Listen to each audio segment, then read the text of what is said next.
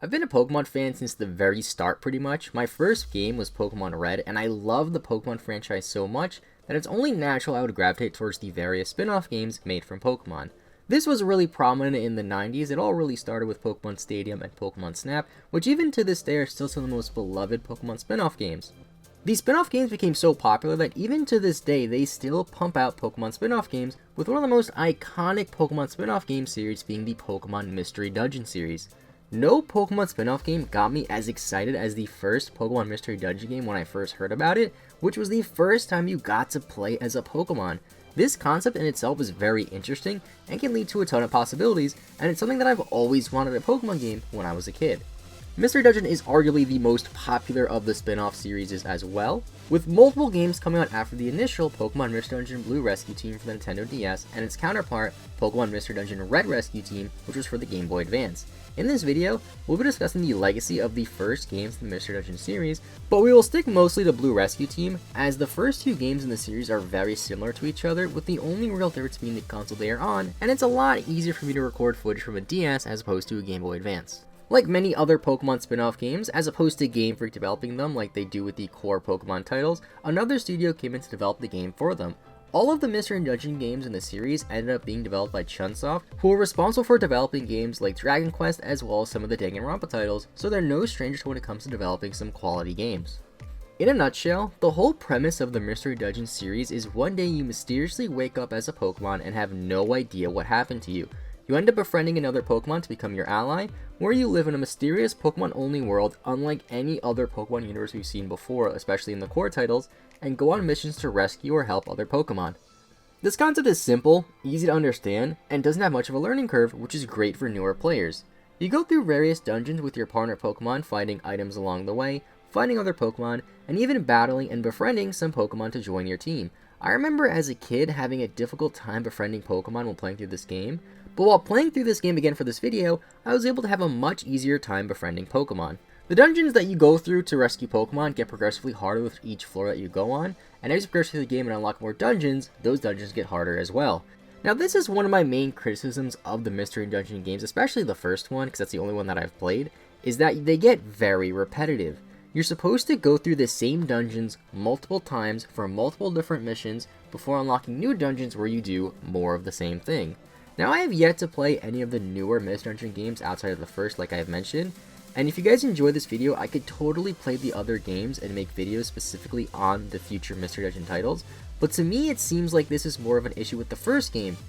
This is just a guess, but I feel like this is something they could easily improve upon, as a lot of reviews for Mystery Dungeon in 2006 criticized them for having the repetitive gameplay that we're talking about now. Now I'm sure there's a lot of people out there who love this style of gameplay with the dungeon crawling experience, as there are many dungeon crawler franchises out there, and Mystery Dungeon does have multiple sequels, which I've only heard great things about, but for me personally, playing through the game now, I was more bored than I remember playing it as a kid.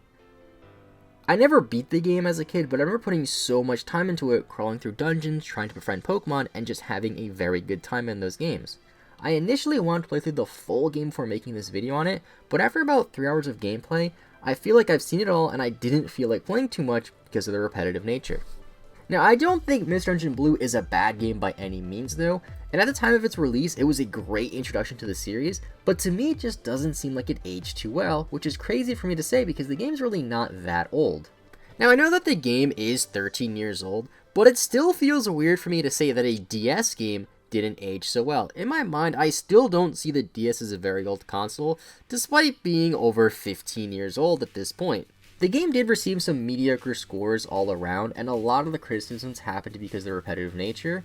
But for me personally, even though this game isn't exactly for me, I can totally see why people fall in love with this game.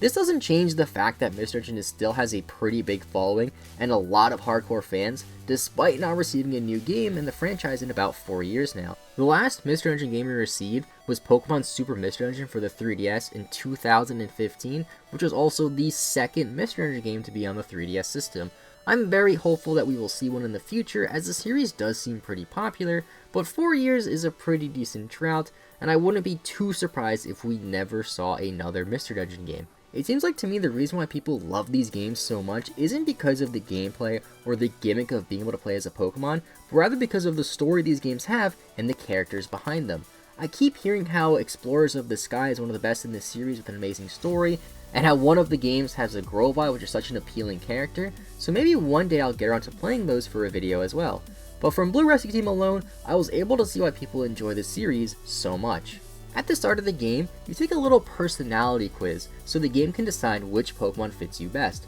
Some of these questions are rather deep, and in my opinion, they do a pretty good job at making everyone's journey through the game somewhat unique from one another. When I was a kid, I remember doing the personality quiz and getting a Bulbasaur, which is fitting for a kid as Bulbasaur is often seen as a fun-loving, carefree Pokemon, much like I was when I was about 11 years old and first played through this game.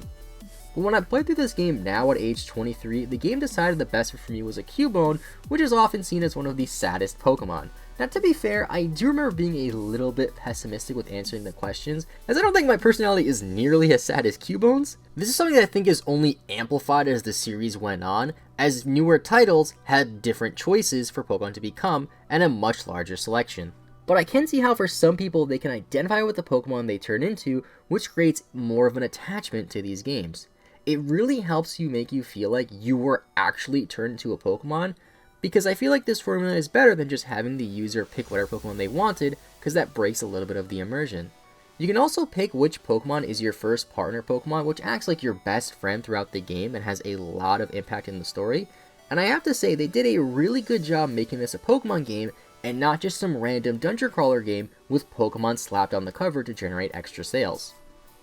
Every Pokemon has a personality that really fits how the Pokemon behave if you were to communicate with them in this Pokemon world. From the quirky nature the Magnemite family has, to the smart, cool guy attitude Alakazam has, and the evil nature of Gengar. This is, in my opinion, what makes this series so special. It creates another world for Pokemon so different than what we are used to from the core titles, and allows us to connect with the characters on a different level than any other Pokemon game I've ever played. The series even spawned its own TV specials as well as its own manga series. I only saw the first TV special, which was called Pokemon Mystery Dungeon, Team Go-Getters Out of the Gate, and I remember watching it as a kid and I absolutely loved it. It made me fall in love with the Mystery Dungeon concept and only made me more excited to play the games. They ended up releasing 3 more to correspond with some of the other games in the Mystery Dungeon series, and the manga ran for about a year and has 1 volume. I still have that volume of the manga today, and despite being so interested in Mystery Dungeon upon its release and getting all this Mystery Dungeon memorabilia, I didn't really care too much for future releases.